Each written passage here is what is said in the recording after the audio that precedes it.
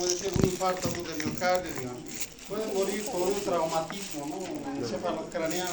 Pero esas no son las verdaderas causas de muerte, ¿no? O sea, todos estos procesos al final van a terminar, ¿no?, con alteraciones de la coagulación sanguínea. Vamos a ver que al final todas las causas de muerte que nosotros conocemos, al final van a terminar, ¿no?, en alteraciones de la coagulación sanguínea. Eso es lo que tenemos que tener bien claro, ¿no? Por esa misma razón es importante que ustedes conozcan, ¿no?, en este caso, el proceso de coagulación y también si es que existe, ¿no?, en este caso, se da en este caso la degradación, en este caso de la fibrina, ¿no?, como resultado de, bueno, o sea, una respuesta, ¿no?, ya de manera más equilibrada, ¿no?, cuando ya existe, ¿no?, resolución del problema, entonces empieza a producirse la fibrinosis, ¿no? Entonces, tenemos que conocer, como les digo, al final todas las patologías que van a llegar terminan, hemos revisado, ¿no?, cuando estábamos en esto del COVID especialmente, ¿no?, como de un proceso infeccioso, ¿no?, termina con alteraciones de la coagulación y al final, producto de esas alteraciones, el paciente muere, ¿no? Puede ser por una trombosis, ¿no?, o puede ser por una hemorragia, o sea, cualquiera de los dos, siempre en este caso son causa de muerte, ¿ya? Primero, vamos a empezar hablando acerca de lo que es, todavía no esto, ¿no? Aquí tenemos un vaso, ¿no?, en este caso sanguíneo, ¿no? Nosotros sabemos, o lo que nos interesa de esto, pese a que nosotros ya hemos llevado, ¿no?, si bien está recubierto por un endotelio, hay una capa aquí, ¿no?, que se llama capa subendotelial, ¿no?, capa subendotelial. A nosotros nos interesa eso, ¿ya? La capa subendotelial nos interesa. Y especialmente nos interesa el colágeno que está ahí, ¿ya? Porque en una primera etapa de la coagulación, que en este caso es ¿no?, la formación del trombo plaquetario, ¿no? Lo del espasmo está primero, pero el trombo más que todo nos interesa, ¿no?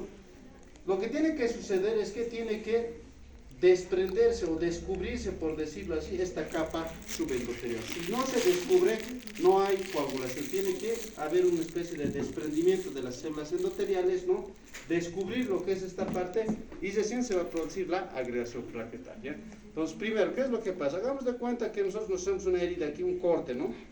Entonces, ¿qué cosa tenemos que pensar? ¿Qué es lo primero que pasa? Primero, el vasoespasmo, ¿no?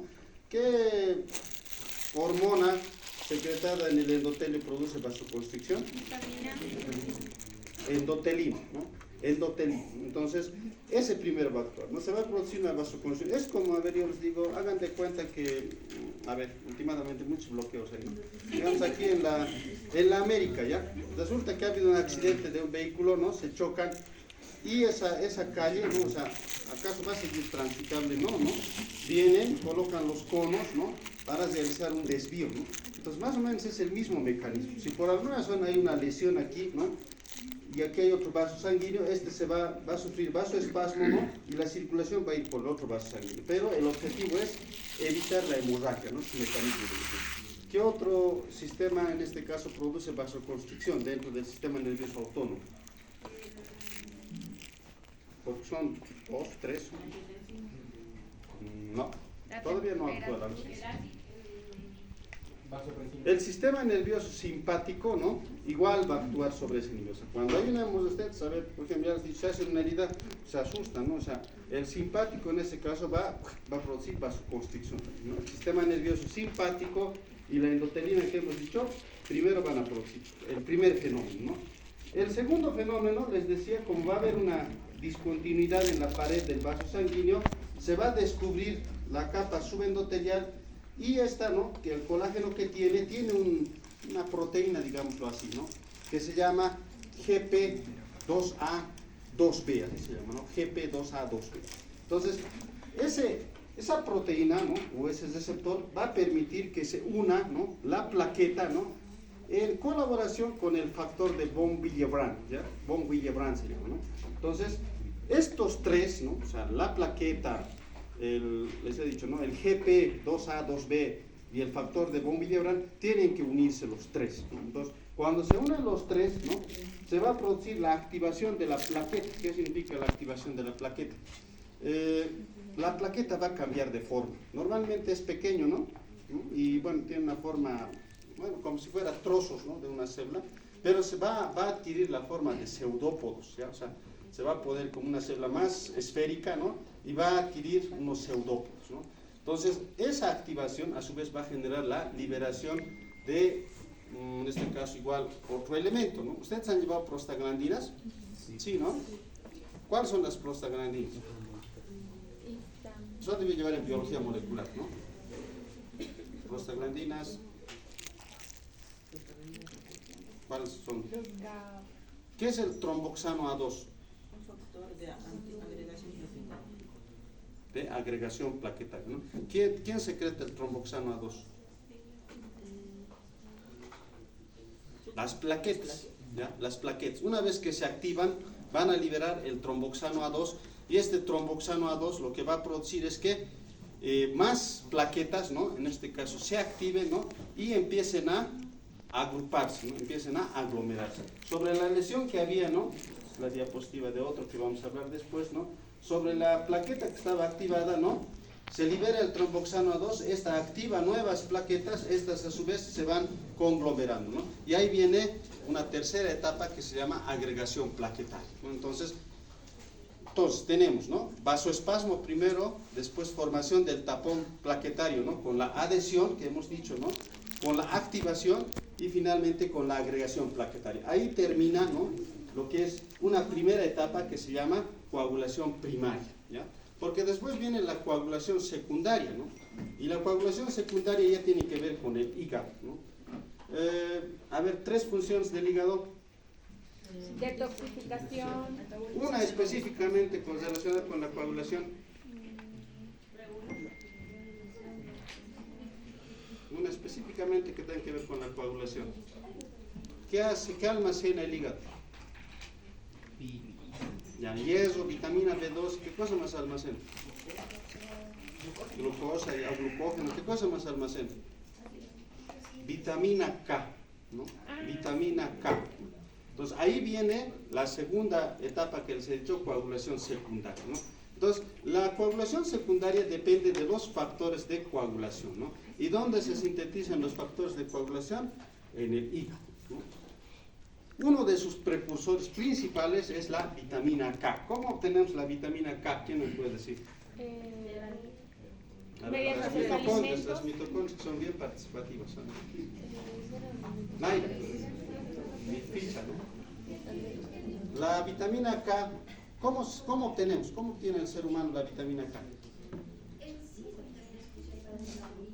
¿Mm?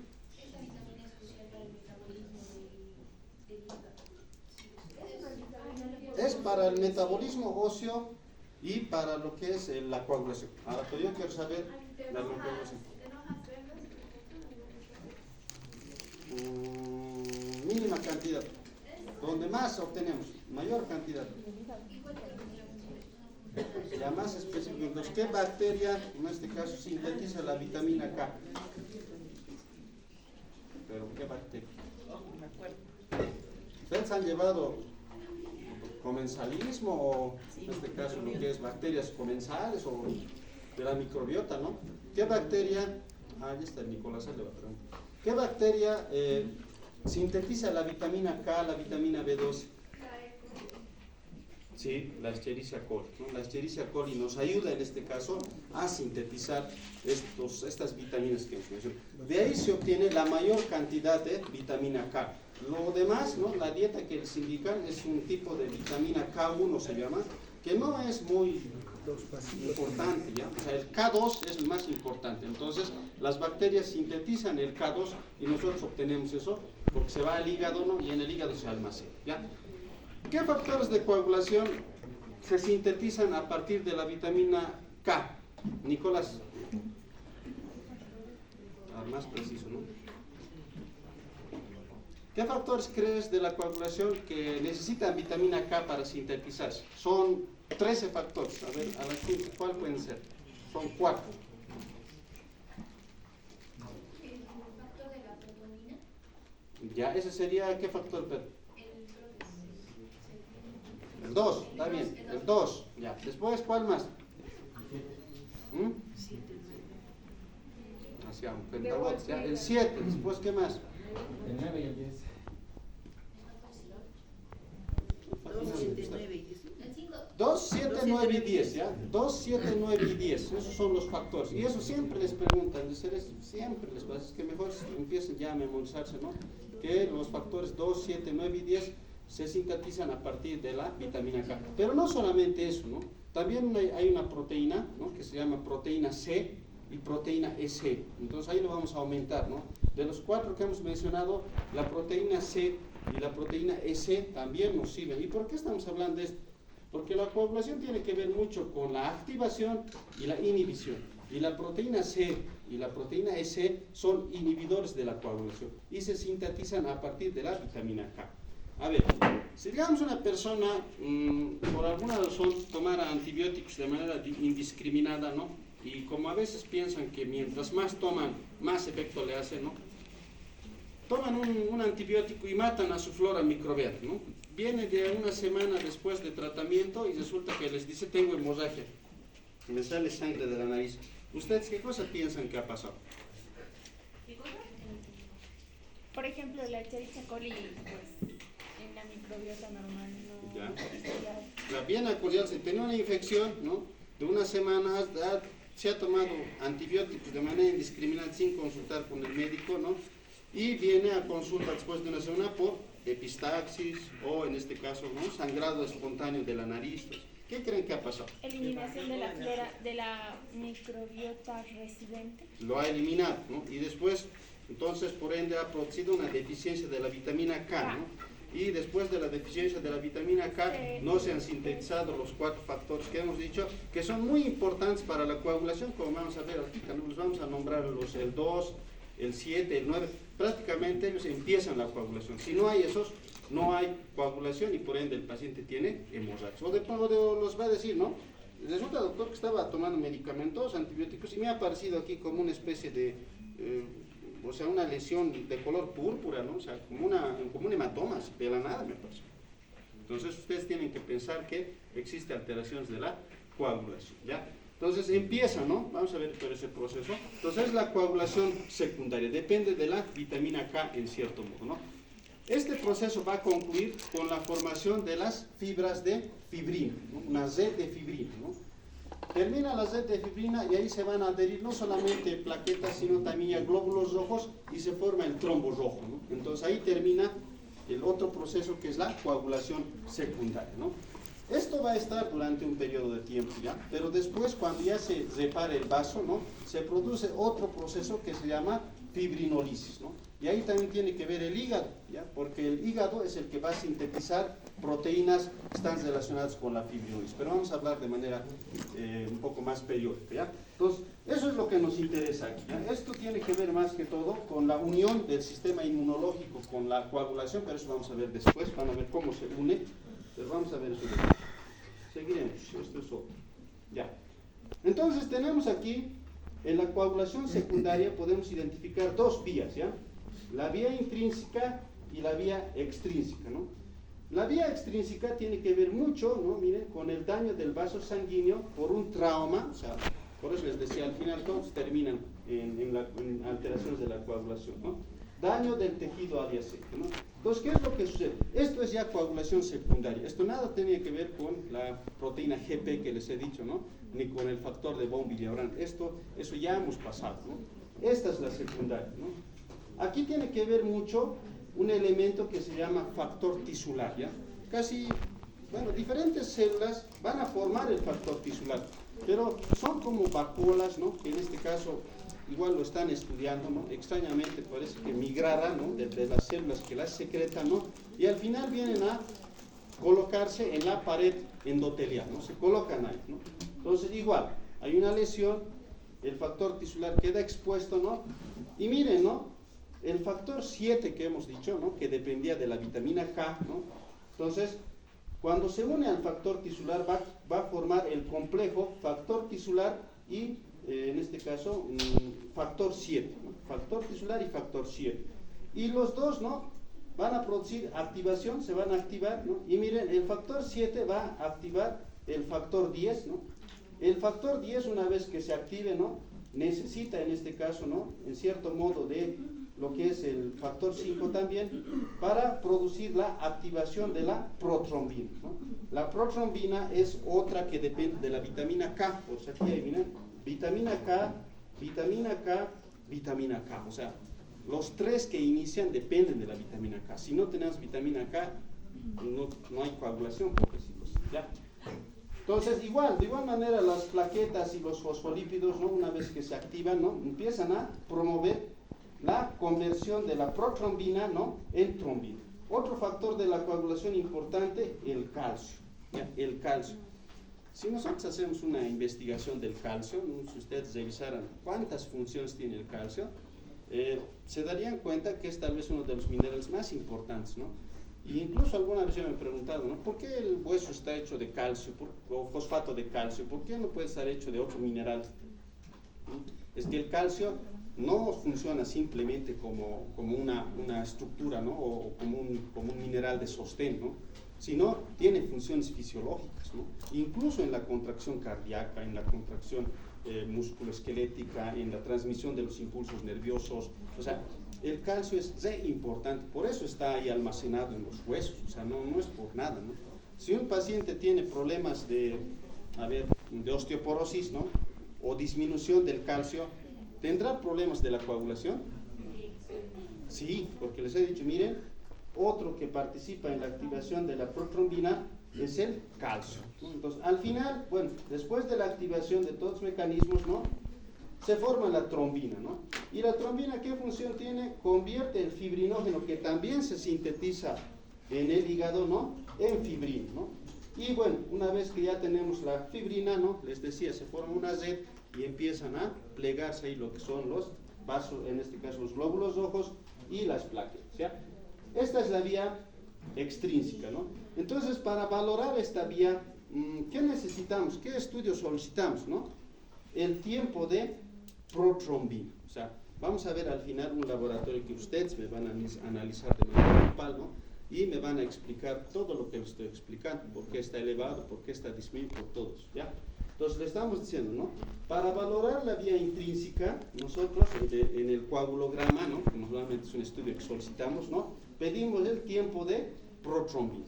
Si estuviera prolongado, ¿qué significaría? Entonces, ¿el paciente qué tiene? Hemorragia, ¿no? Ahora, si está disminuido, entonces, si el tiempo de protrombina está disminuido, ¿qué tiene? ¿No? Formación de trombo. Se invierte, o sea, ha aumentado hemorragia, disminuido trombosis, ¿no? Así más o menos, así es el juego, ¿ya? Vamos a la vía intrínseca, ¿ya?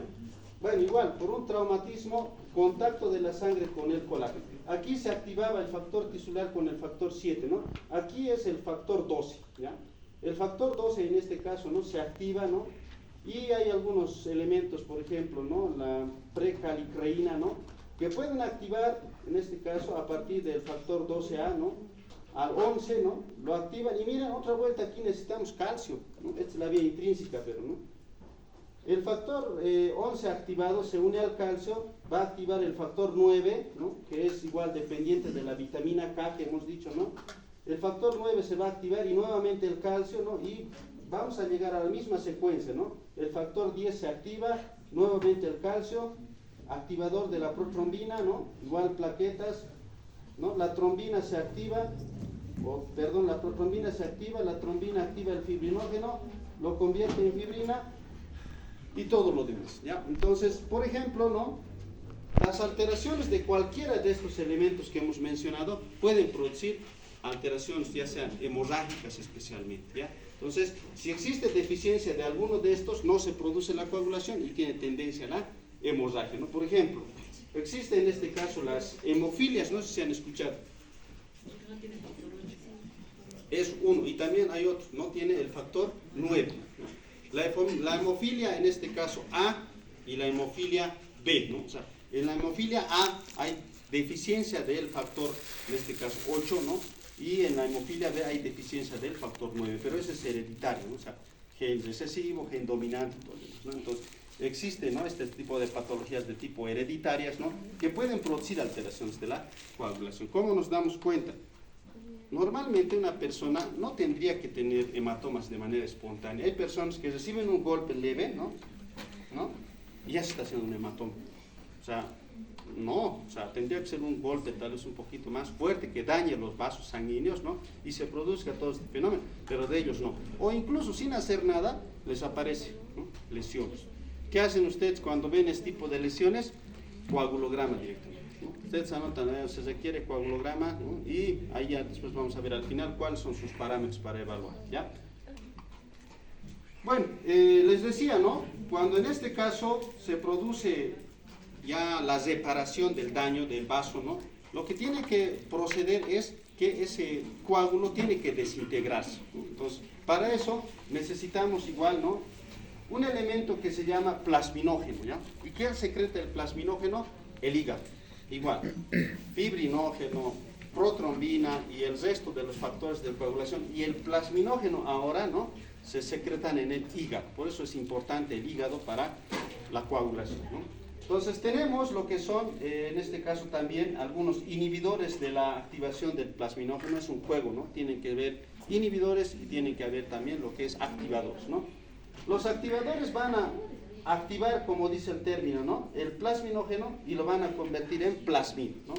Y la plasmina es la responsable de degradar las redes de fibrina y convertirlos en productos de degradación de la fibrina, que vamos a ver después, que se abrevian como PDF. Nosotros PDF lo conocemos como ese archivo, ¿no?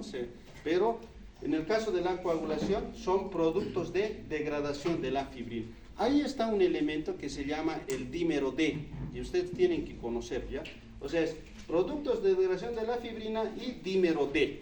Eso también es importante porque en su laboratorio vamos a ver. Si el dímero D o los productos de degradación de la fibrina estarían elevados, ¿qué tiene este paciente? ¿Hemorragia o trombosis? Nuevamente les repito, esto es para degradar la fibrina, ¿no? Una vez que se degrada la fibrina, se producen los productos de degradación y en este caso el dímero D, ¿no? Si estos valores están elevados, ¿el paciente qué tiene? ¿Tiene hemorragia o tiene trombosis? Trombosis. Porque se equivoca, ¿no? Si esto está degradándose, es decir, las redes se están destruyendo, ¿no? Entonces, y esto está aumentando, ¿qué nos está diciendo? Que se está produciendo una hemorragia, ¿no? Una hemorragia. Si el dímero D está elevado y los productos de degradación están elevados, entonces el paciente tiene hemorragia. Para eso nos sirve, porque el único que vamos a ver, no vamos a solicitar nosotros, tal vez, ¿no? Plasminógeno, pero no hay. Pero sí podemos solicitar dímero D en nuestras pruebas de laboratorio. Y justamente eso, en este caso, se solicita cuando el paciente está, pues, a ver, les digo, a ver, normalmente es, ¿no? Falla orgánica múltiple, ¿no? ¿Ustedes han llevado? Se llama etapas de la inflamación, más o menos. Han llevado. Falla orgánica múltiple. Después, ¿qué se llama el otro? El SID, ¿qué es esto? Síndrome inflamatorio de respuesta. Ah, por ahí, ¿ves? ¿Han llevado? Sí, en la anatomía patológica. No, entonces, ¿por qué dicen que no han llevado? Han llevado. Entonces, resulta que, ¿no? Normalmente cuando el paciente ya está, pongámoslo así, ya en una etapa terminal, cuando ya prácticamente va a morir, ¿no? Empieza a producirse esta elevación del dímero D. Si nosotros en el laboratorio vemos eso, es un pronóstico muy malo, ¿ya? No le digan a su familiar que se va a salvar, no, es muy malo. Es sinónimo de que nuestro paciente va a tener hemorragia en todo lado y se nos va a morir, ¿ya? Eso se llama, o lo que detecta esto se llama coagulación intravascular diseminada, es el SID, ¿no? Así se llama, ¿no? Y el SID, ténganle miedo, de verdad ténganle miedo, porque el SID es prácticamente es como una sentencia de muertes, ¿ya? Y hay, ¿no? O sea, se produce incluso por un traumatismo de fémur, o como les decía, una infección, o cualquier patología puede producir el SID, y nosotros ya nos olvidamos del paciente, no lo van a poder salvar. Y va a sangrar de la nariz, de gastrointestinal, a nivel del recto, por las orejas, por todo lado va a estallar la sangre. ¿Ya? Es algo bien terrible, ¿no? Entonces, ¿cómo lo detectamos? Con la elevación del dímero D, ¿ya? Esto es la fibrinolisis, como decimos, en una etapa ¿Cuáles son normal. los valores del dímero D? Vamos a ver. Al final, como les digo, van a hacer una práctica que tiene que ver justamente con eso.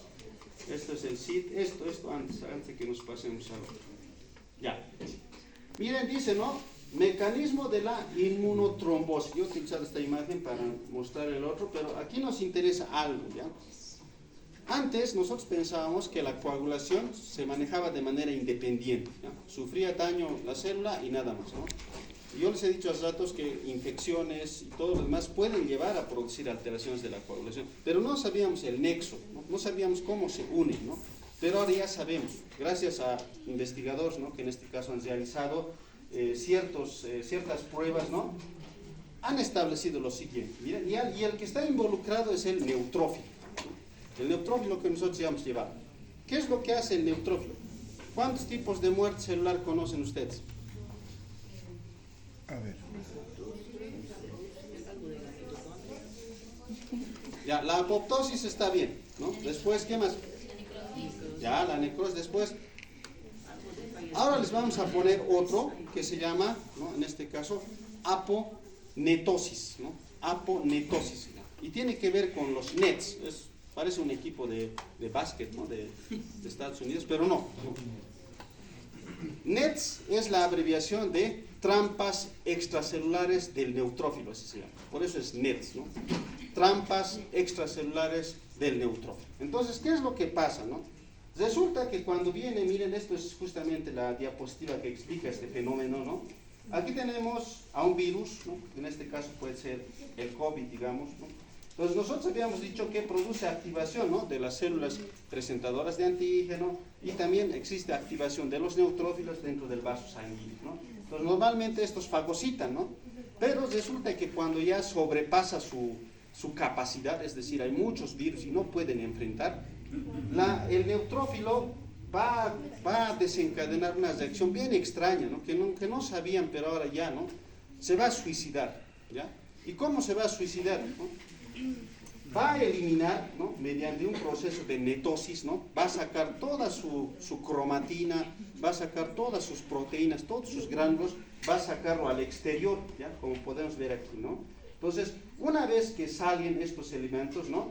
Gracias a la salida de ellos se va a formar como una red, ¿no? Como una red, y esta red a su vez va a producir activación de la coagulación. O sea, esa red, ¿no? que ha liberado en este caso el neutrófilo, ¿no? Tiene el objetivo de, en este caso, ¿no? Producir, ¿no? Una especie de activación de lo que es la coagulación, ¿no? Miren, el factor de von Willebrand se va a expresar, ¿no? Y en este caso se van a adherir las plaquetas, ¿no? Una vez que se adhieren las plaquetas también se van a adherir otro tipo de células, ¿no? Esto se forma como una red y al final termina produciendo, ¿no? La obstrucción, en este caso, del vaso sanguíneo. Si un vaso sanguíneo, ¿no? En este caso está obstruido, ¿no? ¿Cuál creen que sea el objetivo? En realidad, que se produzca la obstrucción no es malo. ¿Saben qué está evitando esto? Está evitando que el virus se disemine. Es como, a ver, imagínense, ¿no? O sea, les decía, les hablaba de calles, ¿no?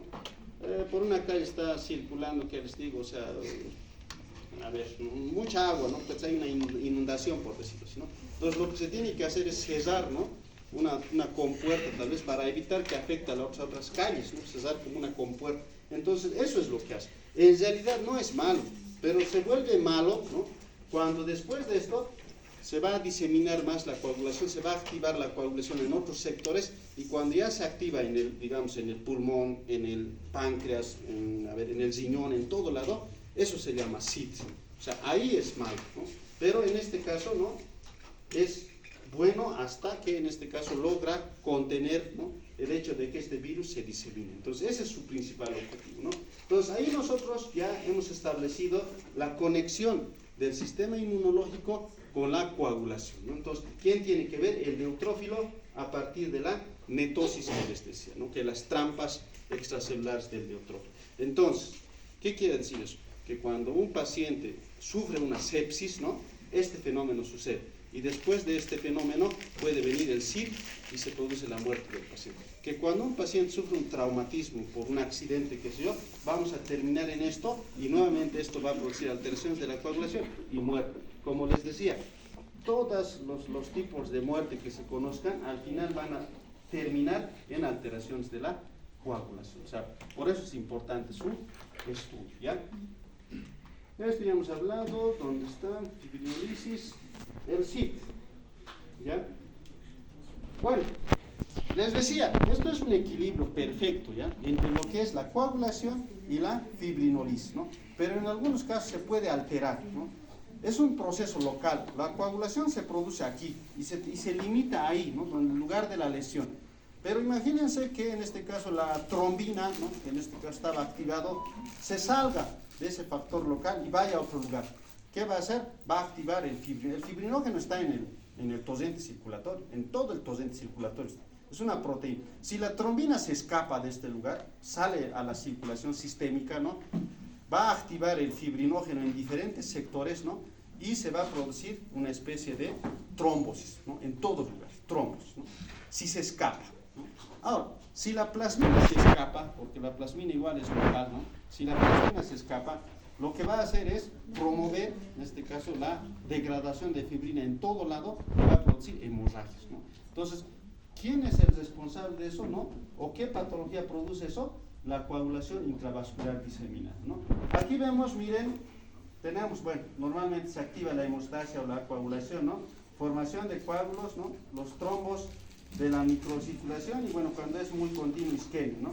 Depresión de factores de la coagulación y de plaquetas, por ende, hemorragia, ¿no? Aquí vemos un gráfico, ¿no? En este caso, donde se produce una lesión, ¿no? En este caso de la pared endotelial, ¿no? Donde existe la expresión del factor tisular, ¿no? Existen las citoquinas proinflamatorias, ¿no? Y en este caso el monocito, ¿no? En este caso va a unirse a lo que es el factor tisular, ¿no?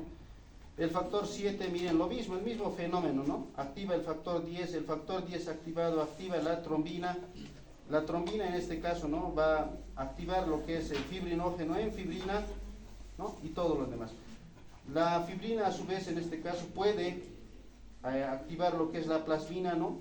Y esta a su vez puede producir, ¿no? La degradación o los factores de degradación de la plasmina, ¿no? Entonces, es una respuesta exagerada, Cuando existe ese desequilibrio entre los dos, ¿no?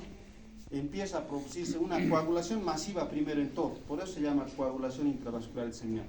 El trombo se forma, les decía, en el pulmón, en el páncreas, en el hígado, en el riñón, ¿no? Pero después de formarse todo, todos los órganos empiezan a fallar, por eso le llaman, ¿no? Fallo orgánico múltiple, ¿no? Porque produce isquemia, ¿no? Y en la segunda etapa, ya también la plasmina va a degradar todos los trombos que estaban formados, ¿no? Y si se degradan todos los trombos, el paciente que tiene hemorragia hepática, hemorragia pancreática, hemorragia pulmonar, o sea, y al final terminan así, o sea, todos los pacientes, por eso, investiguen, revisen, van a llevar ustedes gastroenterología, neumología, hematología, ¿qué más hay? Endocrinología. Al final todos van a terminar en este proceso, ¿no? Lamentablemente, ¿no? Especial si es traumatismo, igual si van a ser traumatólogos, es el terror de los traumatólogos, ¿no? Porque no se sabe cómo cohibir semejante cuadro hemorrágico, ¿no? Le pueden transfundir 2 paquetes globulares y el paciente va a seguir, ¿no? va a seguir con hemorragia, no se puede parar la hemorragia, ¿ya? Entonces, ¿no? Miren, cuando se produce una sepsis, ¿no? Una infección por cualquier agente bacteriano, consumo de la poca cantidad de inhibidores de la coagulación, o sea, no se forman, ¿no? Entonces existe un estado protrombótico, ¿no? Cuando existe una hipoxia, ¿no? Por alguna razón, lesión endotelial, acidosis, liberación de tromboplastina y alteración hemostática, ¿no? Para resumir lo que es, en este caso, el CIP, ¿no? ¿Qué es lo que pasa? Un evento estimulante produce la liberación del factor tisular, esto activa la trombina, convierte fibrinógeno en fibrina, esta se va a activar la plasmina, tenemos al dímero D o los productos de la fibrinolisis, ¿no? Agotamiento de la proteína C y proteína S, les he dicho que estos serán inhibidores de la coagulación, ¿no? Si estos inhibidores no están presentes, ¿qué va a pasar? Hemorragia. Si disminuye su cantidad, hemorragia, ¿no? Trombos de fibrina, activación plaquetaria y existe trombocitopenia también en el laboratorio, ¿ya? Las plaquetas tienen que ver mucho, ¿no? Eso me olvidaba, ¿no? Si alguien va a hacer de la parte quirúrgica, ¿no? Alguien se va a dedicar a la parte quirúrgica, tiene que ponerle especial interés a la coagulación sanguínea. Tal vez incluso antes del hemograma, que también es muy importante, tiene que solicitar el coagulograma sí o sí, para cualquier procedimiento, ¿no? Y en el coagulograma vamos a ver los parámetros, ¿no? Tienen que solicitar aparte, porque a veces se olvidan, ¿no? Plaquetas, anotan ahí, ¿no? Coagulograma y conteo de plaquetas, ¿no? ¿Cuánto es lo normal de las plaquetas? 350.000 a 450.000. ¿Qué pero? Plaquetas por milímetro cúbico, ¿no? Normalmente, ¿no? Si existe, digamos, de 150.000, si existe 100.000, no vamos a apreciar nada, ¿ya? Todo tranquilo, ¿no? Si existe 50.000, ¿no? O sea, 50.000, ¿no? De 150.000, 50.000, el paciente va a tener fragilidad, es decir, les decía, ¿no? Se hace un golpe y ya le aparece un morete. Entonces, si nosotros vemos eso, ¿no? El paciente, nosotros deducimos que tiene 50.000, ¿no? Plaquetas por milímetro. Ahora, si un paciente de la nada, no se ha hecho nada, ningún golpe, nada, viene a consultar y tiene ya una púrpura o tiene unas petequias, ¿no? Ustedes tienen que pensar que este paciente tiene 20.000, en este caso, plaquetas por milímetro. O sea, ahí recién aparecen los hematomas espontáneos, es decir, sin que hayan hecho nada, aparece. O sea, 20.000. No esperen que llegue, ¿no? Digamos que tiene 100.000, ¿y por qué no tiene hematomas? No, se va a expresar cuando baje por debajo de 50.000 y cuando baje por debajo de 20.000, ¿ya? Este es el caso clínico que entonces vamos a ver en base a los parámetros del coagulograma. Ustedes me van a decir que tiene... Ya sabemos que es protrombina. Me olvidaba. Tiempo de tromboplastina parcial activado, así se llama esto, ¿ya? Tiempo de tromboplastina parcial activado. ¿Qué valora? Esto era la coagulación extracelular, esto valora la coagulación intracelular, ¿ya? O lo que decíamos, ¿no? En el gráfico, ¿se acuerdan? ¿No? Extracelular e intracelular. Entonces esto valora el intracelular. Para saber nosotros si la alteración está en la coagulación intravascular o extravascular, o sea, tenemos que pedir estos parámetros, ¿ya? Tiempo de tromboplastina parcial activa. Tenemos el fibrinógeno, que hemos dicho que es una proteína que sintetiza el hígado y que está en la circulación sanguínea, ¿no? El plasminógeno, ¿no? ¿Qué era el plasminógeno? A ver, Jorge, ¿qué era el plasminógeno?